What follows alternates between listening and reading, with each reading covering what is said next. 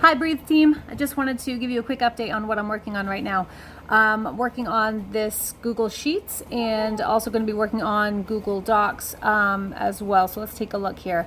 As you can see, this black section up at the top lists Breathe and is going to include our mission statement. There in the blue is a clickable link that takes people to the New Bedford Black Lives Rally and Justice for Malcolm Gracia. This yellow section down here lists urgent updates. For example, let's say we're having a rally and there's police activity. Somebody can update this here and an update will go to everyone who is listed on share for this document. So that way we would be able to have everybody kind of on board all at the same time.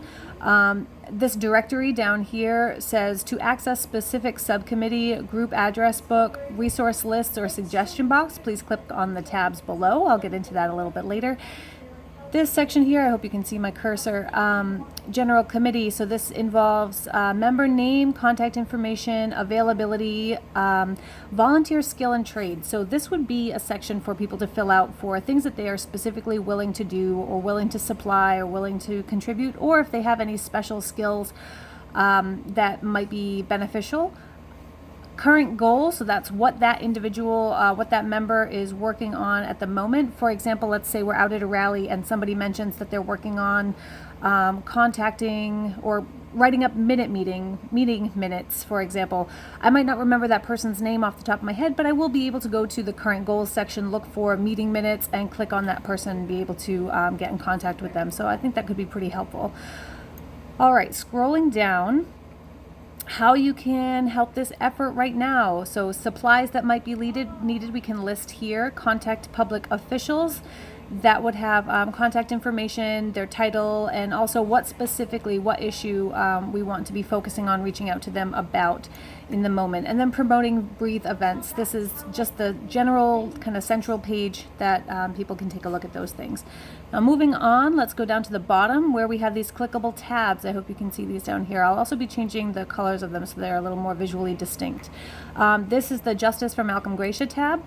We click on that, scroll over and scroll all the way up.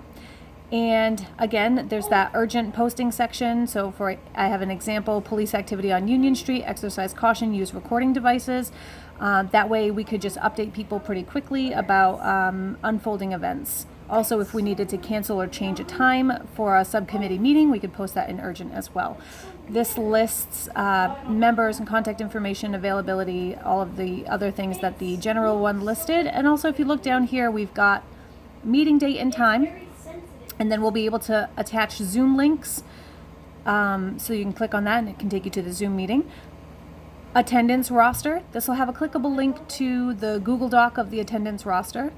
Itemized next steps. This is, I think, going to be the most important part of this section here. So for committee members who volunteer to take on certain actions or certain next steps, this will be an itemized link of who's doing what when, and any information on how we anticipate the group can help with that.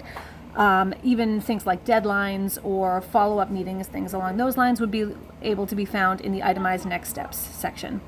Meeting minutes, this will have a clickable link that'll take us to the Google Doc that is put together by the person who's tracking meeting minutes.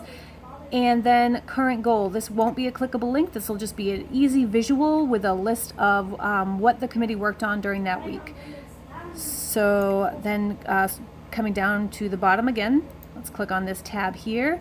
This is the Community Safety and Police tab. It's set up identically to the tab that we were just on, and this will list again subcommittee members, contact information, and again we'll have those clickable links for rosters, next steps, meeting minutes, etc. Coming back down to this tabs list at the bottom here, upcoming events. If we just scroll over to the side, whoop, here we go. Upcoming Breathe events, and then we've got event date and time, location. So this will be the either the location that a rally is being held at or an event is being held at, a meeting, what have you. But also we could include, if it's a march, we could include the march route as well if we know what that's going to be. The event goal, so this would be a place where we could list what specifically we're rallying in regard to. That way people can tailor their signage or can tailor their rally chants, wear appropriate garb, things along those lines. So for example, in this one it says protesting gentrification of New Bedford.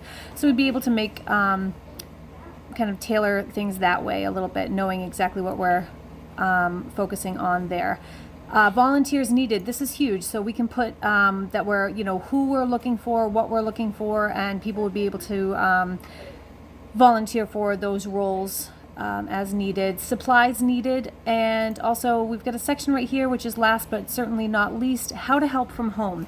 We have so many people who want to be contributing and want to be making their voices heard, but are maybe our elders or our youth who may be more vulnerable to things like the pandemic, or who may be taking care of family members and unable to take to the streets. So this would be suggestions on how they could help. In this example, I have listed send letters to Mayor Mitchell, and then I would be able to include a clickable link here that would take a person to a form letter on Google Docs so that they would be able to print it out or copy and paste and email it and make their voices heard that way.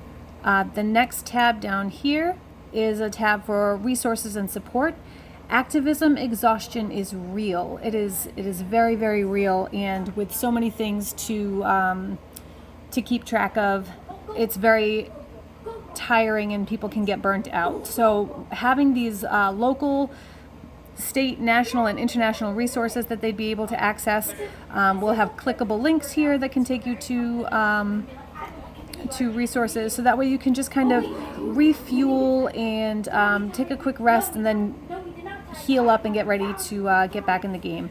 So coming down here, this will all be filled in at some point, but right now I'm just kind of building the skeleton for it.